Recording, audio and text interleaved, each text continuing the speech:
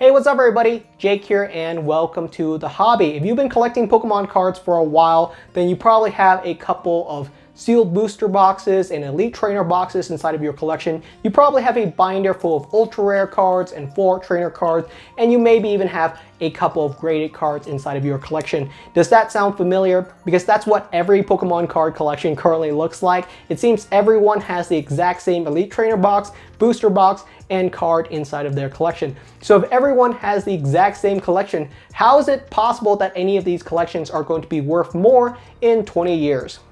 But first, I would like to thank Into the AM for sponsoring today's video. I have been wearing Into the AM apparel for a while now, and I have to say I am absolutely in love with it. They offer me all kinds of really stylish design that I can wear throughout my day with peak comfort. They have t-shirts, tank tops, hoodies, snapbacks, all with fashionable modern art. They have sales going on all the time with t-shirts going for as low as $5. They also do apparel bundles of 3 graphic tees for $60 or 3 basic tees for $49.95.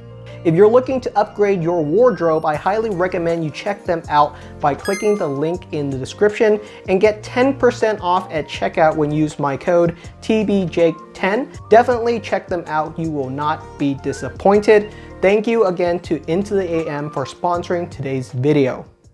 The core of today's video is that there are a ton of people collecting Pokemon cards out there, and all of their collections pretty much look exactly the same. We all have the exact same sealed products, we all have the exact same chase cards, we all have the exact same binders pretty much, and everyone is expecting to hold on to their collection for the next 20 years. But if everyone's holding on to their collection, then none of it is really rare, so how does it gain any value? The important thing to note is that Pokemon card collecting is still a growing hobby.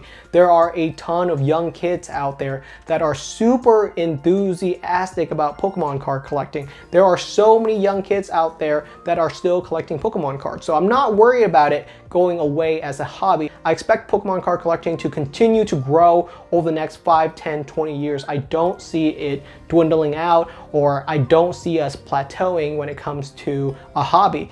Things are really just getting started. Pokemon card collecting has only just recently solidified itself as a legitimate hobby.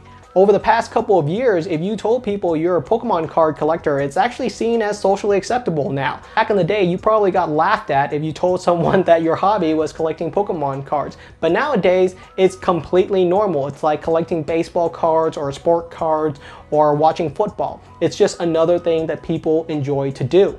So that's the first big thing I would note, is that on the demand side, there's a ton of people collecting Pokemon cards, and I definitely see it growing over the next 20 years. But how does things look on the supply side? Because that's a completely different picture, right? Back in the day, no one really kept Pokemon cards long term. You might have some inside of your mother's basement, but in general, people didn't take good care of their Pokemon cards. That's why some of the old vintage stuff is super expensive, right? That's why a first edition base set Charizard can go for $300,000 if it's in perfect condition, because no one kept them in perfect condition.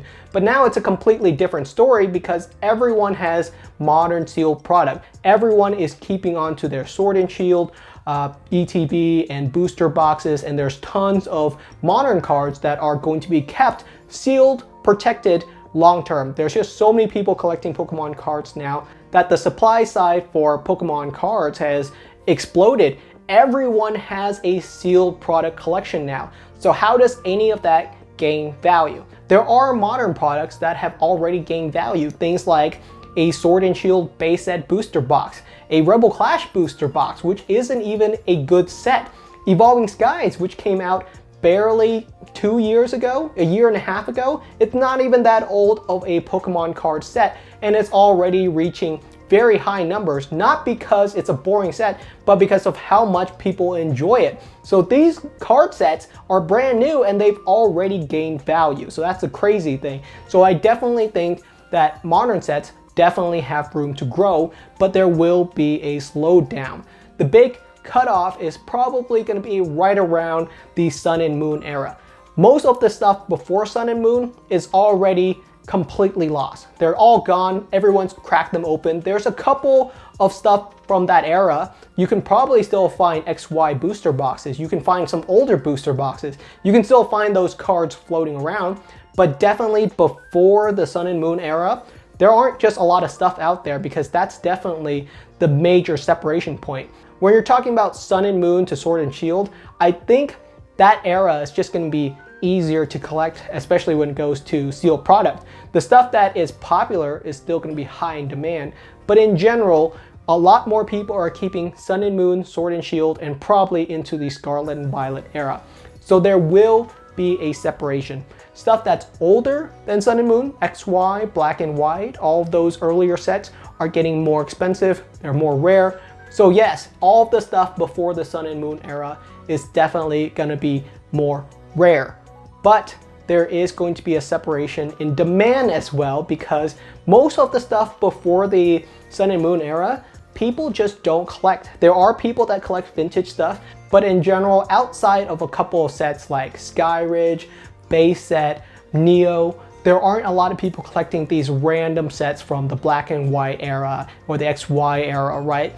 People love modern. The modern Pokemon cards have really hit a sweet spot when it comes to modern collectors, because they look amazing. These recent sets that we've been collecting, they all have amazing cards. We as collectors are so spoiled nowadays. We have all kinds of subsets, art gallery cards, trainer gallery cards, Galarian galleries. There's so many cool cards that have been coming out lately that we have been completely spoiled.